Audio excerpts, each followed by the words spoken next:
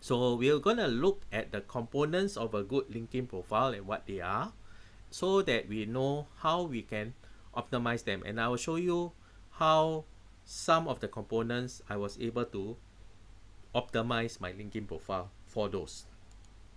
Right? So here are the components of a good LinkedIn profile. So this is an example of my LinkedIn profile.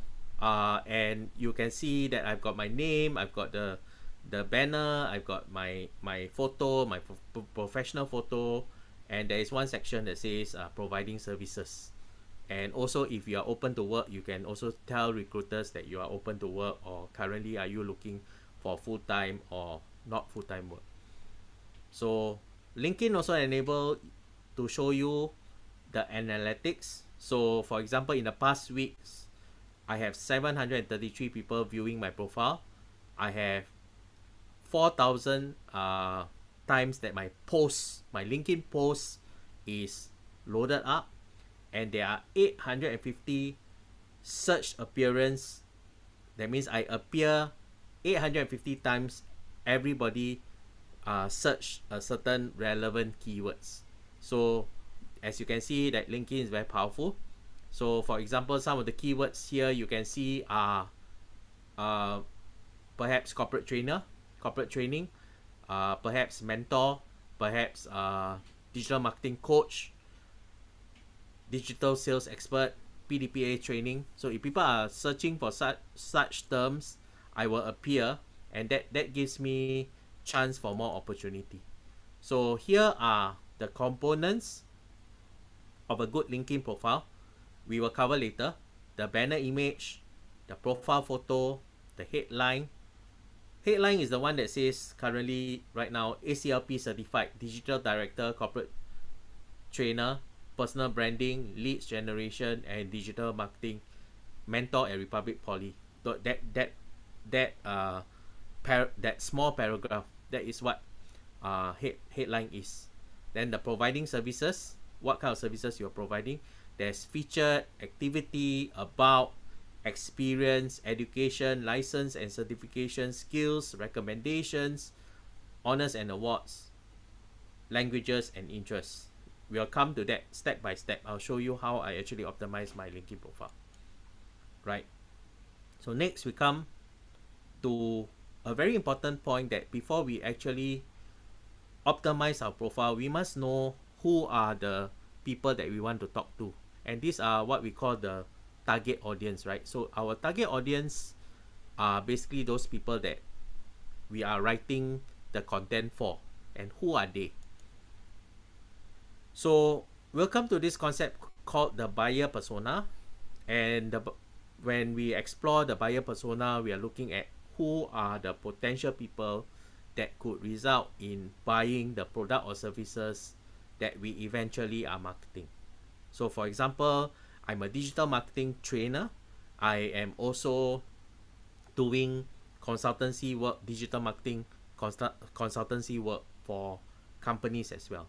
So the content that I roll out must somehow tell people that I have just completed this training. If you want to join, just drop me a message, or perhaps I have just acquired this client and what we do for the client as a case study. And if you want us to help you look at your digital marketing strategies, then do contact us. So your content must be that. But before you even look at content, you need to know who are the people that likely will buy from you. And that is what we call a buyer persona. And the term buyer persona, marketing persona, or target persona are all the same. They are used interchangeably, and the meaning is the same. So what is a persona? A persona is a fictitious representation of your ideal customer based on the research and data that you have. And a persona can be mapped to a specific person. So let's say you say that your persona, you are mapping to your niece who is in her early 20s, who like Korean food and Korean fashion. Then that persona is what you are trying to say is that when you see this type of people, these are the people that will actually buy from me. and my niece is the closest example of it. And so what you can do is you can ask her for some of her feedback, ask her friends for some of the feedback. So what is the reason that we want to craft a persona? Is so that we can craft our message more clearly across, right? So typically for a business, you have a couple of persona that you want to look at. Probably, and normally your persona are organized into age bracket. Like for example, 18 to 22 female, then 18 to 22 male. Then you have the bigger age group that you can organize into a different persona. Reason for organizing into different persona, so that you, because different persona have different interests, and when they have different interests, your way of writing is different, and the way their pain point is different. So that's how you actually reach out to them. The more persona that you have, or the more you are able to zoom in to a persona, to a specific person of a specific age range, or maybe gender as well, the more accurate your writing will be, right? So the persona can be given, represented in different segments of your service, and that will also relate to your customer base. So ask yourself, who are my customers? Who are likely to buy? And then from there, you actually split out into the various persona. So buyer persona can change over time, and always we have to review our persona.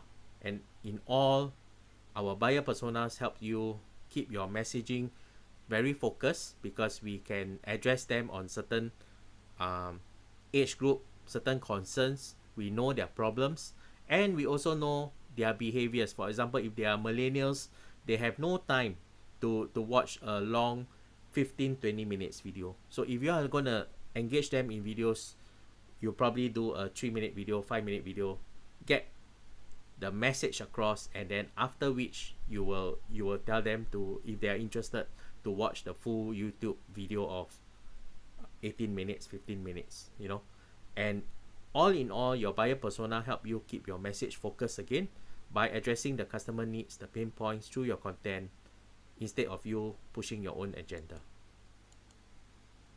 So this is an example of a persona, but basically a persona should basically have, ideally mapped to a person, what's the age group, what's the interest, what's her occupation, what is she like, what kind of content she like, and is she always on the go, does she like traveling, does she have certain preferences. So the objective is, when we have this persona, we will be able to identify our scope of messaging. We will be able to map out certain characteristics, and then we will write to them, so that they will feel very belong, right? When you write to them and they feel very belong, then they will know that you are writing to them. They feel that your marketing message is very personalized. So what is a buyer persona? Why is it important to craft a buyer persona? Because when we craft a buyer persona, we will know their preferences, we know their demographics, we know where they hang out. Based on certain demographics, we will guess if their age range is too young, they are probably not on the Facebook generation. Then perhaps they are hanging out on Instagram. Younger still, perhaps they are hanging out on TikTok. So once you know they hang out, once you know their demographics and all that, you can use things like colors and reach them out to their lingo, so that they find that your message is very clear to them, right? And the reason why we have persona is so that we can craft the better and more relevant messaging and targeting to the right platform. So we have covered certain important attributes that we will look at when we are optimizing our LinkedIn. And we have talked about customer persona, basically being able to identify who you want to reach out to, know their preference, know their demographics, know where they hang out, know the colors and the lingo, so that we can craft better message and ask ourselves, are we able to reach out to a persona, for example, our niece, 22-year-old female who likes Korean fashion and Korean food. And then and then once we know this, we can craft better messaging to her. So for example, this is an example. If it's a halal satay company, and the halal satay company, their immediate persona or immediate way that they want to target are Malays, Muslims, people who like satay, people who like halal related interests or Malay related interests, people who like barbecue, and people who like Muslim food and Muslim related culture.